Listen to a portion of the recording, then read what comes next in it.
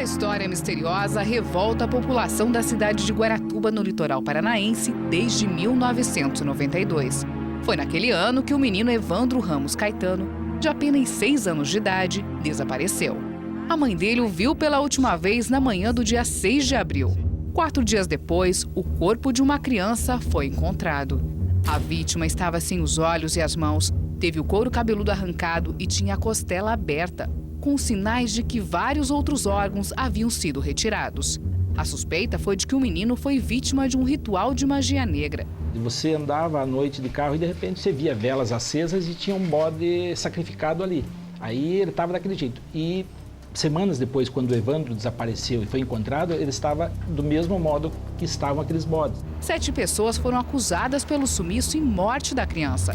Entre elas, Beatriz Abage, filha de um ex-prefeito da cidade, e a mãe dela, Celina. A casa da família Abage chegou a ser apedrejada e o prefeito Aldo Abage cassado. Mãe e filha foram julgadas em 1998. Foi um dos julgamentos mais longos do país, 34 dias. Elas foram absolvidas e os jurados concluíram que o corpo encontrado não era do menino Evandro, tese defendida até hoje pela defesa das duas. Mas a justiça, mais tarde, a pedido da promotoria, anulou o julgamento.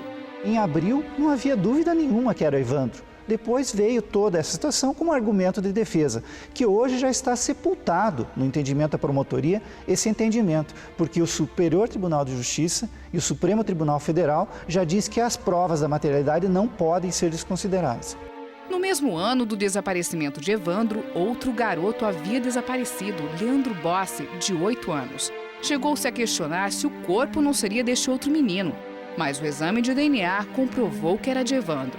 Mas este delegado diz que o exame deixou dúvidas. Ninguém sabe que material foi enviado para que ele fosse efetivamente concluso como sendo do Evandro, porque anterior houveram 2 outros que vieram não conclusivos.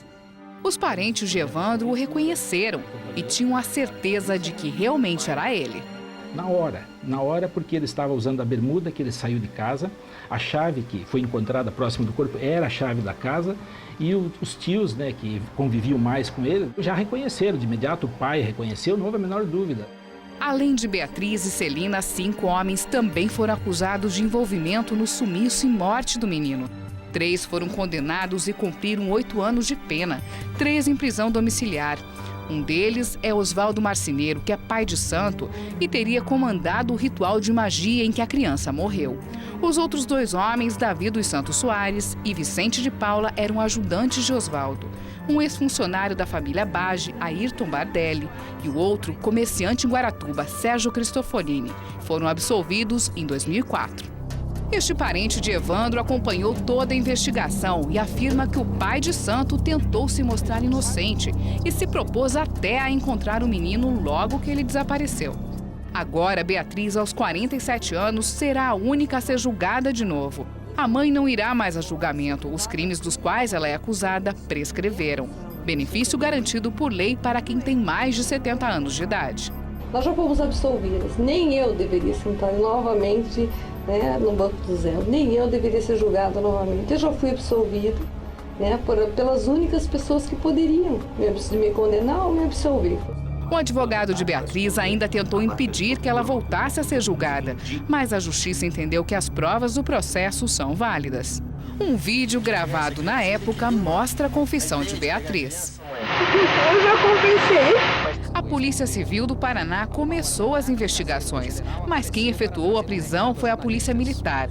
A situação era tão complicada que foi convocado um delegado especial para apurar o caso, que ficou conhecido como as Bruxas de Guaratuba. Destaque no Brasil e até na imprensa internacional. Então, quando eu cheguei, eu chamei a todos, tá? Já tinha sido gravado uma fita de vídeo delas, tá? Com a confissão delas. O pessoal já estava sendo encaminhado para o presídio na época. A defesa de Beatriz afirma que as confissões foram conseguidas sob tortura. Este laudo atesta que, mesmo 19 anos tendo se passado, as marcas dos choques elétricos ainda estão no corpo de Beatriz. Observe que a Beatriz foi sequestrada dentro da sua casa, ela foi levada a uma chácara, que até hoje a propriedade é uma propriedade que goza de incógnita, foi estuprada por 16 vezes seguidas. O advogado de defesa alega que a tortura foi cometida na casa em Guaratuba do ex-ditador do Paraguai, Alfredo Stroessner. Mas até hoje não se explicou como a polícia militar tinha acesso a este local. Essa farsa envolveu desde autoridades políticas, aqui eu me reservo para detalhar em plenário do júri, quanto a autoridades ligadas à Polícia Militar do Estado do Paraná. Uma delas, inclusive, que hoje já se encontra condenada a 18 anos com perda do cargo em razão de ser reconhecida a incidência contínua de tortura em seus operativos. Em entrevista à TV Record, Celina contou que ouvia outras pessoas sendo torturadas no mesmo local. Dona Celina, pelo amor de Deus, a senhora diga tudo o que eles quiserem, porque eles estão me matando, eles vão me matar, eu não aguento mais, eu estou desde ontem, estão me batendo, estão me dando choque. Apontado pelos acusados como torturador, recentemente o coronel Valdir Copete Neves, que na época pertencia à Polícia Militar do Paraná, deu uma entrevista a uma revista semanal dias atrás e dividiu a responsabilidade com o Ministério Público e a Polícia Federal. Em 98, pouco antes do julgamento de Celina e Beatriz, o perito que havia examinado as lesões de tortura na época da confissão delas, Raul Rezende, se matou. Aldo Abade, marido e pai das acusadas, passou o resto da vida tentando ajuda política para livrar a família deste envolvimento, mas morreu de câncer em 1995. O novo julgamento de Beatriz Abade foi adiado por 3 vezes. Nós estivemos em Guaratuba e conversamos com familiares de Evandro, mas diante de tanto sofrimento, eles não querem falar com a imprensa. A justiça que nós entendemos, o que o nosso coração diz, é que ela deve ser condenada.